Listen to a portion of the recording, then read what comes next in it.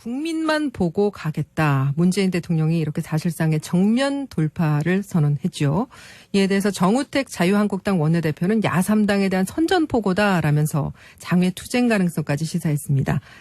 파워 인터뷰 이 시간에 각 당의 입장을 들어보고 있는데요. 어제 바른정당이어서 오늘은 여당 의원 연결해 보겠습니다. 육선 의원이십니다. 고 노무현 대통령 당시에 초대 대통령 비서실장 지내셨고 열린우리당 의장, 민주당 비대위 대표 등등을 역임한 중량감 있는 의원이신데요. 얼마 전에 문재인 정부 특사로 일본 아베 총리를 만나고 오셨죠. 경기 의정부시 갑 더불어민주당 문희상 의원과 이야기 나눠보겠습니다. 자, 문 의원님 안녕하십니까? 안녕하세요. 반갑습니다. 예, 안녕하십니까? 오늘 한일 관계 관련한 질문하고 전국 현안 문제 관련한 질문을 드릴 텐데요. 어느 얘기 먼저 할까요? 아무거나 예. 절에간 섹시예요. 예? 절에간 섹시예요. 해주시는 대로. 절에간 섹시. 예, 알겠습니다. 자, 우리 섹시님하고 전국 현안 얘기를 먼저 좀 해보겠습니다. 예. 그 육선 의원이시면은 4반세기를 이상을 국회에서 보내셨기 때문에 전국을 보는 그 깊이가 남다르실 것 같은데요. 예. 지금 문재인 대통령이 강경화 외교부 장관 임명할 것 같습니다. 야3당의 반발이 거셉니다. 전국이 또 꽁꽁 얼어붙게 생겼는데 이거 해법이 없을까요? 글쎄요.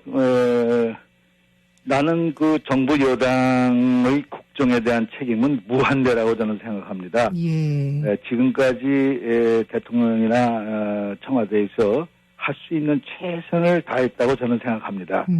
역대 없었죠. 그런 일들은. 그렇죠. 예. 야당 접촉 그리고 대화 그리고 탈권위적 예. 행보 이런 모든 걸 감안했을 때 대통령으로서는 최선을 다했다고 생각할지 모르겠어요. 그러나 결국 최종적인 책임은 여당 정부한테 있기 때문에 예. 결국 또 마지막까지 최선을 다해야 된다고 생각하고 예.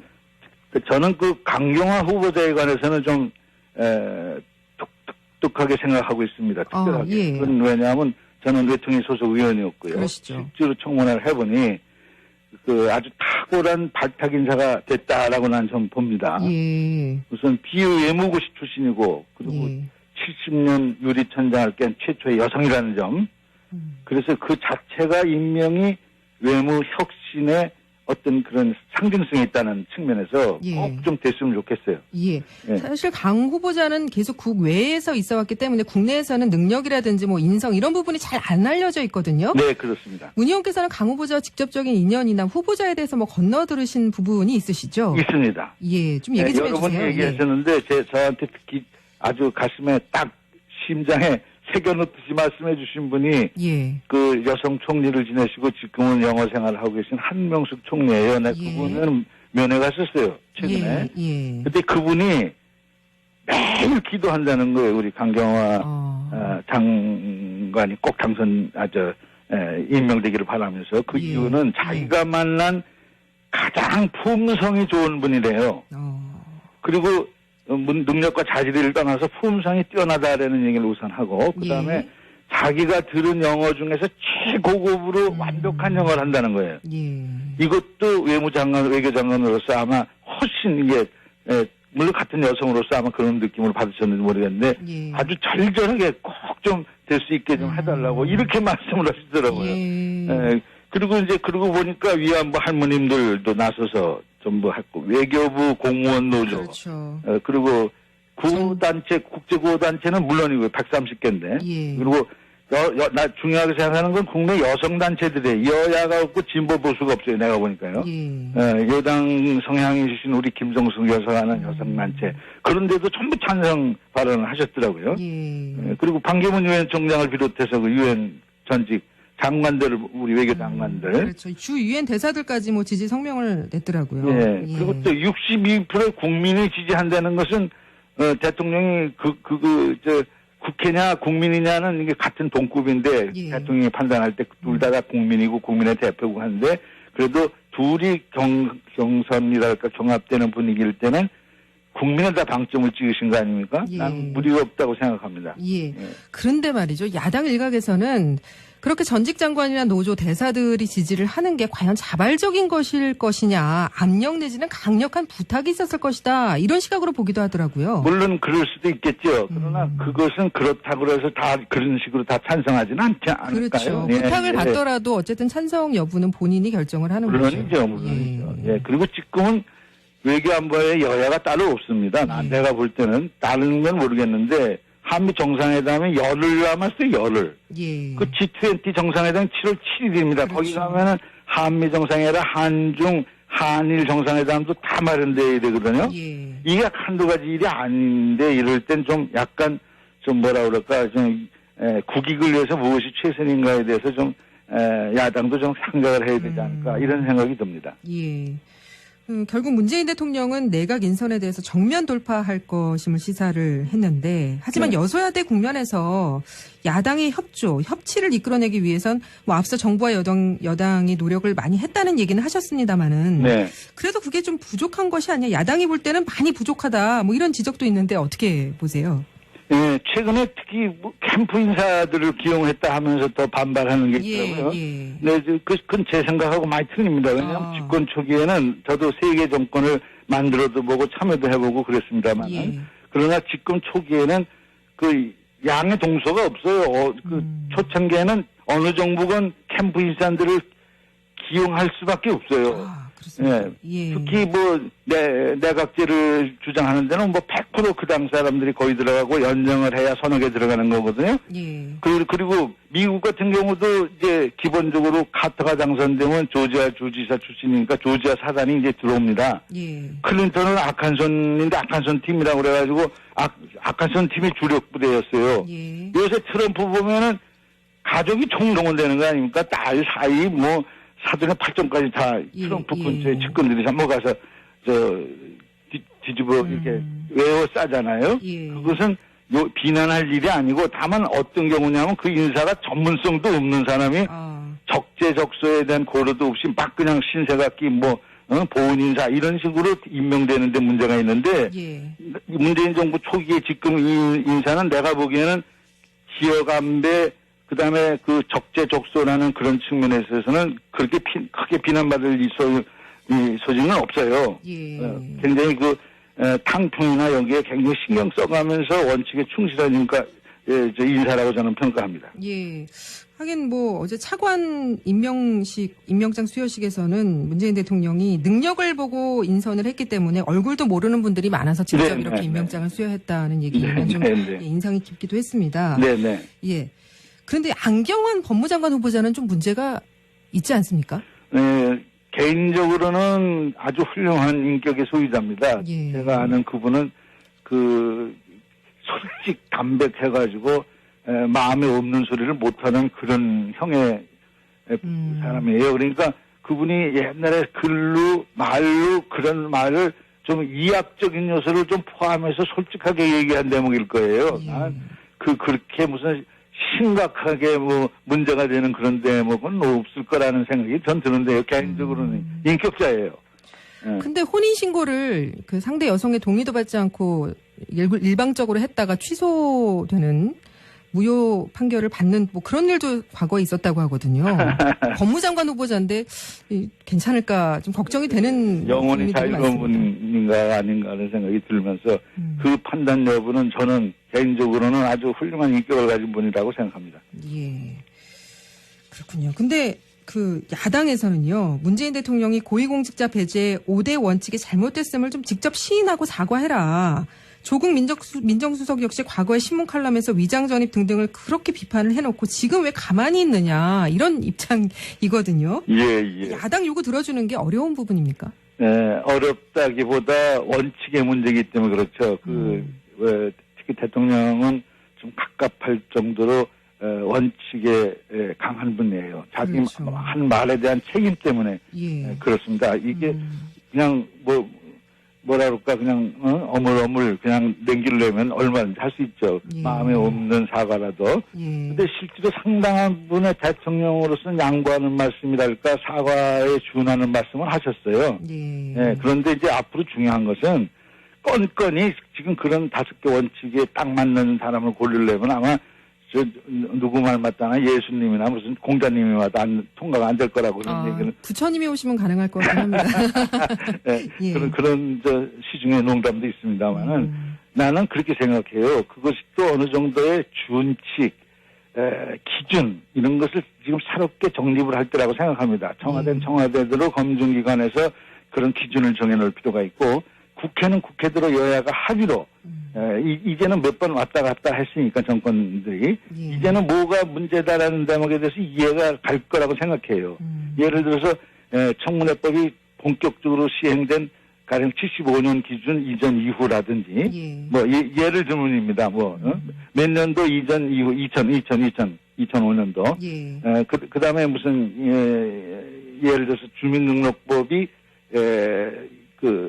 이기장 전입에 관해서 확보 부당하게 위법이라고 한 그 시점 이전 이후 이런 건 조금 고려의 대상이 되지 않을까 저는 그런 생각을 합니다. 그래서 빠른 시간 안에 청와대가 그것이 무슨 요새 얘기하는 기준자문위원회인가 기획자문위원회인가 거기서 정해도 좋고 또 국회는 국회대로 지금 현재 뭐 TF팀이 구성이 돼서 돌아간다고 합니다. 거기서도 빨리 그 원칙을 정하면 서로가 양보할 수 있는 선, 이해가 되는 선, 국민이 이 정도면 용납이 가능한 선을 정해놓고 너무 작은 구문으로 해놓고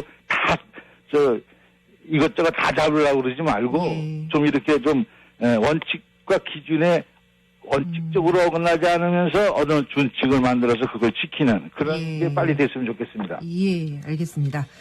다소 시일은 좀 지났는데 여전히 현재 진행형이기 때문에 이 부분도 좀 여쭤보겠습니다. 네. 문재인 정부의 대일 특사로 일본 아베 총리 만나고 오셨는데 문재인 정부 출범에 대한 반응이라든지 뭐 관련된 얘기가 있었습니까? 예, 물론이죠. 아베 총리는 말할 것도 없고 일본 여야 정치인 내가 만난 모든 분 한 100분 만났는데 팀으로는 15팀이고요. 그런데 이분들 모두 공통적으로 하는 말은 새로운 정부에 거는 기대가 아주 컸습니다. 이번 기회로 동결됐던 한일 관계의 새로운 전기를 마련해보자. 라는 의욕적인 분위기였습니다. 예. 근데 위안부 재협상 이야기를 하셨잖아요. 네. 양국이 워낙 민감한 사안이라 그 얘기를 꺼내기가 사실상 쉽지 않으셨을 것 같은데 어떠셨어요? 그러나 얘기를 안 할 수 없죠. 내가 대통령의 뜻을 받들어 가지고 간 사람인데 그래서 분명히 얘기했죠. 위안부 문제와 관련해서는 한국 국민 대다수가 그 위안부 합의에 대해서 정서적으로 수용할 수 없는 것이 그냥 현실이다. 이 현실을 직시하고 슬기롭게 앞으로 나아가는 방향이 정해져야 된다. 이렇게 이제 전제를 하면서 옛날에 이제 위안부 강제동원을 인정했던 고노다마, 식민 지배를 사죄했던 무라야마 다마, 그다음에 어떤 그런 지평을 열었던 김대중 대통령 오부지 선언이라는 게 있습니다. 식민 통치 전체에 대한 사죄를 한 것인데, 그다음에 간라오또 다마 이런 과거 합의를 우리 그걸 삼아서 앞으로 미래지향적으로 슬기롭게 나가자. 뭐 이런 말을 우리가 했고요. 그러니까 뭐 거기도 기본적으로는 약속은 지켜져야 된다라는 말을 전제하면서 물론이죠. 그러니까 그런 고노 합의도 약속이었거든요.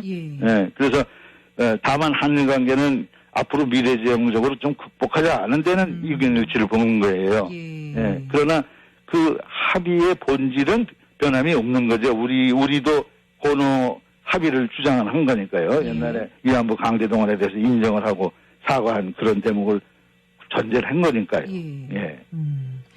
사실 뭐 육선 의원께 이런 말씀 드리면 어떻게 생각하실지 모르겠습니다만은 문 의원님 인상이나 풍채가 상대방을 좀 압도하는 면이 있으신 거 아시죠? 저는 이렇게 생겨서 죄송합니다. 아니 그게 아니고요. 일본 언론에서도 비슷한 표현을 했다면서요. 가셨을 때. 뭐 야쿠자 대장 뭐 이런 얘기를. 특사 가운데더니 야쿠자 오야붕이 왔네 이렇게 얘기하는 네티즌들이 번져가지고 신문에 나고 우리 신문에도 나고 그랬다는데 저는 뭐 생긴 게 이러니 야쿠자라 그래도 할 말은 없는데 그래도 꼬붕이 아니고 오야붕이라고 그런 대목은 조금 위안이 되더라고요. 그러니까 뭐 지금 2693님 청취자분께서 이한희 씨가 방송에서 살이 찌면 외삼촌이랑 너무 닮아져서 안 된다던데 조카 자주 보시나요? 가까워 보여 좋았습니다. 이런 얘기 사실. 봅니다. 네. 예. 근데 그러다 보니까 이제 아베 총리가 이 기선제압을 하기 위해서 나름 노력을 했던 것 같아요. 뭐 의자 높이도 굳이 다르게 준비를 했고. 사실 외교 무대에서 그런 기선제압이 중요하죠. 예, 기선제압은 먼저 하고 들어갔죠, 내가 용모로. 예. 그분은 10번 이상을 만났어요. 내외끼리도 만났고요. 예. 벌써 한 20년 전부터 계속 알고 지내는 사이니까요. 예, 그러시군요. 근데 일본 특사로 가셔서 우리 정부와 국민 정서를 이제 아베 총리한테 전달을 하셨고, 아베 총리도 이해한다는 제스처를 보냈다, 이렇게 알려졌는데, 아베 내각의 본심은 어떤 거라고 생각하세요? 글쎄요, 그걸 뭐, 나라고 뭐 뾰족하게 아는 수는 없죠. 예. 그러나, 이제 분명하게 읽을 수 있었던 것은, 이번을 계기로, 새로운 정부의 출범을 계기로, 문재인 정부 출범을 계기로, 한일 관계가 좀 새롭게 다시 나야 된다. 이런 경색으로 그냥 지속되는 건 양쪽 국민을 위해서도 바람직하지 않다. 일본으로서도 이거는 국익에 맞지 않는다. 이런 생각을 하는 것 같았습니다. 예. 얼마 전에 일본 아베 총리 특사인 니카이 자민당 간사장과 문재인 대통령 회담이 있었는데요. 그 니카이 특사의 그 부적절한 발언이 논란이 됐죠. 한일 양국 간의 관계를 꾸미는 일당이 있다. 이렇게 말을 했는데 관계의 주체가 누군지는 언급하지 않았지만 한일 위안부 재협상을 주장하는 사람들로 해석될 여지가 있지 않습니까? 네, 그런 해석의 여지를 만든 그 발언 자체는 저는 부적절하다고 생각합니다. 예. 그런데 이제 니카라는 사람을 좀 알아야 되는데 이 사람은 대표적인 지한파예요. 지한파. 예. 아주 그냥 뭐 몇십 년 동안 정치 생활하면서 한국의 제일이라고 그러고 수십 번 왔어요, 한국에도. 예. 그리고 지금 통일 특사로 그 양반이 왔거든요. 예. 그러니까 그런 점을 감안했을 때 잘해보자는 그런 뜻으로 자기는 해석을 했다고 난 생각합니다. 그리고 저도 그렇게 해석하고 싶습니다. 일부러 다른 특별한 의미가 있었다고는 보지 않습니다. 문 의원께서 이른바 위안부 제3의 길이 필요하다는 언급을 하셔서 당시 일본 언론이 보도를 하기도 했는데요. 이 파기나 재협상이 아닌 제3의 길 여기에 의한 해결이라는 거는 어떤 의미입니까? 그거는 약간 오해가 있는데요. 예. 위안부 문제가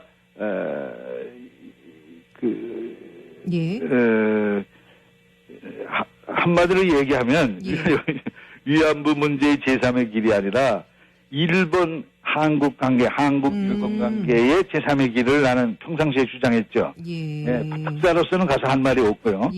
나는 평상시에 늘 이런 주장을 합니다. 그건 뭐냐 하면 우리가 과거 한일 관계 과거에서 목매여가지고 한 발짝도 못 나가는 것은 어리석은 일이다. 다만 미래로 가자고 과거사를 덮는 것은 난 이건 더 큰 문제다. 특히 위안부 문제는 인류 보편적 가치의 문제거든요. 이걸 불가역적 합의를 한다든지 무슨 더군다나 피해자인 할머니가 당사자인데 당사자를 배제한 채 정부 간에 어떤 합의를 본들 그게 무슨 의미가 있겠어요. 그러니까 이런 문제는 과거사는 과거사대로 직시하면서 지혜롭게 앞으로 극복하는 자세로 나가고 그 대신 다른 안보, 경제, 문화 이런 한일 관계의 많은 문제점을 미래지향으로 또 나아갈 부분도 많이 있거든요. 이렇게 과거사와 미래지향적인 루트를 투트랙으로 진행하자. 그 길이 제3의 길입니다. 그러니까 한일 관계 제3의 길이에요. 이런 길로 갈 수밖에 없다는 난 주장을 했고 요번에 일본에 가서 특사로서는 얘기를 못했지만 개인적으로 만난 사람들한테는 늘 그렇게 얘기했고 그분들도 100% 동의해요. 예, 그렇군요. 한일 정상이 이제 빠른 시일 내에 정상회담을 추진하기로 의지를 확인했는데 한일 정상회담은 어떻게 전망하십니까? 나는 곧 있을 거라고 생각합니다. 그거는 이제 아무리 늦어도 7월 7일, 8일 있는 G20가 있거든요. 그래서 그러면 거기서 자연스럽게 한일 정상회담을 이미 합의가 됐을 거예요. 그래서는 지난번에 니카이 간사장 왔을 때 시간과 일자만 안 나왔지 실제로는 그때 됐을 거라고 생각하고 제가 갔을 때는 그분들이 원하는 건 빠르면 빠를수록 좋다. 정상회담을. 그러면서 샤틀 외교 옛날에 김대중 고이즈미 노무현 대통령 간에 있었어요. 셔틀 셔틀 외교라고. 외교. 지금 김포하고羽田하고 다니는 비행기 있지 않습니까? 그런 의미입니다. 오가면서 양국을 오가면서 필요할 때 외교를 하자. 바로 보자. 뭐 이거 한 몇 번 진행이 됐었어요. 이제 그런 걸 다시 복원하자. 그러니까 자주 만나면 모든 문제의 해법이 거기 있다. 그렇게 해서 허심탄회한 얘기를 하는 속에 한일 문제를 풀자. 이런 것이 정상회담으로 하니까 가능한 한 빠를수록 좋다. 그런데 중국보다도 빨랐으면 좋겠고 미국 가는 길에 들렀어도 좋겠다. 이런까지 얘기를 하더라고요. 그러니까 그건 아베가 한 소리는 아니고 이제 희망상을 얘기하는데 그건 충분히 내가 청와대에도 보고를 전달을 했고 그런 것이 감안돼서 이번 니카이 간사장 왔을 때 아마 어느 정도 의견이 됐을 거예요. 내 생각인데 7월 7, 8일 있는 거기 G20에서 만나는 게 제일 빠른 거 아닌가 그런 생각이 듭니다. 끝으로 이거 한 가지만 더 여쭤볼게요. 그러니까 이번에 그 한일 정상회담에서도 위안부 재협상 문제 이제 아베 총리와 문재인 대통령이 이야기 나눌 것 같은데 불가역적 합의로 맺어진 이 협상, 이 재협상에 아베 총리가 응하지 않을 게 분명해 보이는데 우리에게 협상 카드가 있습니까? 아니요, 굳이 재협상하자고 그럴 게 없는 게 제3의 성명서를 서로 합의하면 되고 자주 만나다 보면요. 그리고 진정성 있는 사과를 일테면 오부치 선언 같은 거를 오부치 선언 20주년이 곧 되는데 그때쯤 돼서 서로 양 정상이 할 수도 있고요. 그러니까 제3의 선언으로 그냥 그냥 뭐라 그럴까 덮고 넘어갈 수가 있죠.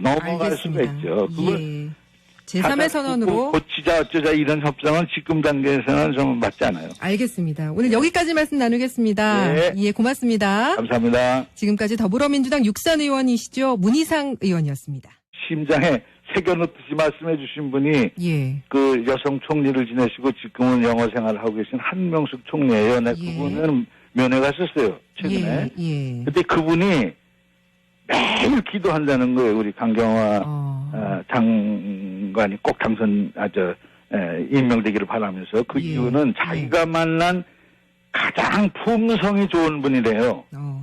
그리고 능력과 자질을 떠나서 품성이 뛰어나다라는 얘기를 우선 하고 그다음에 자기가 들은 영어 중에서 최고급으로 완벽한 영어를 한다는 거예요. 이것도 외교장관으로서 아마 훨씬 이게 물론 같은 여성으로서 아마 그런 느낌을 받으셨는지 모르겠는데 아주 절절하게 꼭 좀 될 수 있게 좀 해달라고 이렇게 말씀을 하시더라고요. 그리고 보니까 위안부 할머님들도 나서서 전부 했고 외교부 공무원 노조 그리고 구단체 국제구 국민만 보고 가겠다. 문재인 대통령이 이렇게 사실상의 정면 돌파를 선언했죠. 이에 대해서 정우택 자유한국당 원내대표는 야3당에 대한 선전포고다라면서 장외 투쟁 가능성까지 시사했습니다. 파워 인터뷰 이 시간에 각 당의 입장을 들어보고 있는데요. 어제 바른정당이어서 오늘은 여당 의원 연결해 보겠습니다.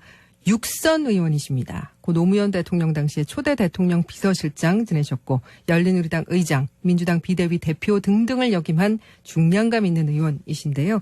얼마 전에 문재인 정부 특사로 일본 아베 총리를 만나고 오셨죠.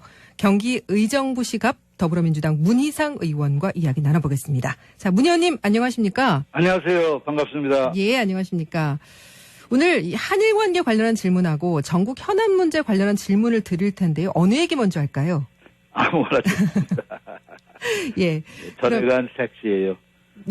절에간 섹시예요. 해주시는데 결국 최종적인 책임은 여당 정부한테 있기 때문에 결국 또 마지막까지 최선을 다해야 된다고 생각하고 저는 그 강경화 후보자에 관해서는 좀 독특하게 생각하고 있습니다. 특별하게. 그건 왜냐하면 저는 외통위 소속 의원이었고요. 그러시죠. 실제로 청문회를 해보니 그 아주 탁월한 발탁 인사가 됐다라고 난 좀 봅니다. 우선 비외무고시 출신이고 그리고 70년 유리천장을 깬 최초의 여성이라는 점. 그래서 그 자체가 임명이 외무 혁신의 어떤 그런 상징성이 있다는 측면에서 꼭 좀 됐으면 좋겠어요. 사실 강 후보자는 계속 국외에서 있어왔기 때문에 국내에서는 능력이라든지 뭐 인성 이런 부분이 잘 안 알려져 있거든요. 네, 그렇습니다. 문 의원께서는 강 후보자와 직접적인 인연이나 후보자에 대해서 뭐 건너들으신 부분이 있으시죠? 있습니다. 좀 얘기 좀 여러 번 해주세요. 얘기하셨는데 저한테 특히 아주 가슴에 딱 저로. 아, 조력관 색시. 예, 알겠습니다. 자, 우리 색시님하고 전국 현안 얘기를 먼저 좀 해보겠습니다. 예. 그 육선 의원이시면은 4반세기를 이상을 국회에서 보내셨기 때문에 전국을 보는 그 깊이가 남다르실 것 같은데요. 예. 지금 문재인 대통령이 강경화 외교부 장관 임명할 것 같습니다. 야3당의 반발이 거셉니다. 전국이 또 꽁꽁 얼어붙게 생겼는데 이거 해법이 없을까요? 글쎄요, 나는 그 정부 여당의 국정에 대한 책임은 무한대라고 저는 생각합니다. 예. 지금까지 대통령이나 청와대에서 할 수 있는 최선을 다했다고 저는 생각합니다. 역대 없었죠, 그런 일들은. 그렇죠. 예. 야당 접촉, 그리고 대화, 그리고 탈권위적 예. 행보, 이런 모든 걸 감안했을 때 대통령으로서는 최선을 다했다고 생각할지 모르겠어요. 그러나 그 단체는 물론이고 130개인데 예. 그리고 나 중요하게 생각하는 건 국내 여성단체들의 여야가 없고 진보 보수가 없어요. 내가 보니까요. 예. 여당 성향이신 우리 김정숙 여사라는 여성단체 그런데도 전부 찬성 발언을 하셨더라고요. 예. 그리고 반기문 유엔 총장을 비롯해서 그 유엔 전직 장관들, 우리 외교 장관들. 그렇죠. 주 유엔 대사들까지 뭐 지지 성명을 냈더라고요. 예. 그리고 또 62% 국민이 지지한다는 것은, 대통령이 국회냐 국민이냐는 이게 같은 동급인데, 예. 대통령이 판단할 때 둘 다 국민이고 국민의 대표고 하는데, 그래도 둘이 경선이랄까 경합되는 분위기일 때는 국민은 다 방점을 찍으신 거 아닙니까? 예. 나는 무리가 없다고 생각합니다. 예. 그런데 말이죠. 야당 일각에서는 그렇게 전직 장관이나 노조 대사들이 지지를 하는 게 과연 자발적인 것일 것이냐, 압력 내지는 강력한 부탁이 있었을 것이다. 이런 시각으로 보기도 하더라고요.